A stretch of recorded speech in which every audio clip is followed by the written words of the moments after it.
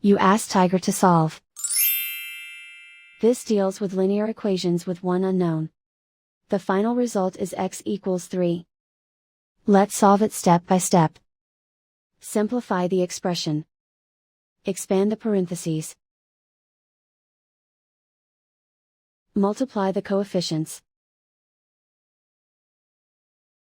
Simplify the arithmetic. Group like terms. Simplify the arithmetic. Group all constants on the right side of the equation. Add 7 to both sides. Simplify the arithmetic.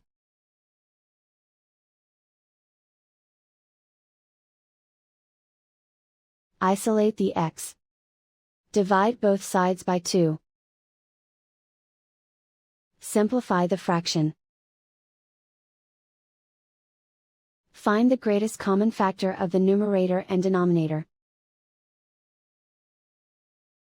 Factor out and cancel the greatest common factor. And so the final result is x equals 3.